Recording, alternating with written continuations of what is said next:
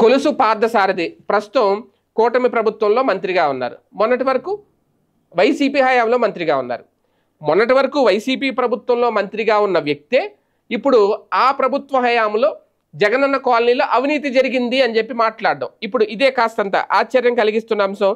జగనన్న కాలనీలో అవినీతిపై శాసనమండలిలో గురువారం అధికార ప్రతిపక్ష సభ్యుల మధ్య మాటల తోటాలు పేలాయి. టీడీపీ సభ్యులు అడిగిన ప్రశ్నకు సమాధానంగా గృహ నిర్మాణ శాఖ మంత్రి కొలుసు పార్థసారథి కీలక వ్యాఖ్యలు చేశారు. గత ప్రభుత్వంలో జరిగిన అక్రమాలను వెల్లడించారట. గత ప్రభుత్వంలో జగనన్న కాలనీల్లో ఇళ్ల నిర్మాణాల్లో రాష్ట్ర వ్యాప్తంగా అవినీతి అక్రమాలు జరిగాయి అంటూ కొన్ని లెక్కలు చెప్పుకొచ్చారు. గత ప్రభుత్వం 11,341 కోట్ల రూపాయలు ఖర్చు చేసి గ్రామాలకు చాలా దూరంగా అంటే నివాస యోగ్యం కాని భూములను కొనుగోలు చేసిందని మంత్రి విమర్శించారు. కొన్ని చోట్ల శ్మశాన స్థలాలు ఆవ భూములను ఇళ్ల స్థలాలకు కేటాయించారని తెలిపారు.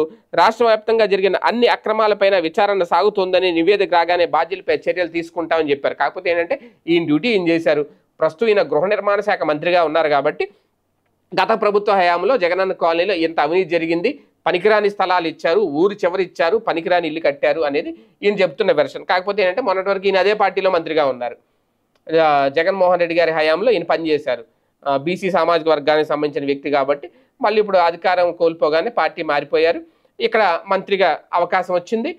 ఇప్పుడు ఆయన మళ్ళీ గత ప్రభుత్వాన్ని ఇప్పుడు తాజాగా విమర్శిస్తున్న పరిస్థితి.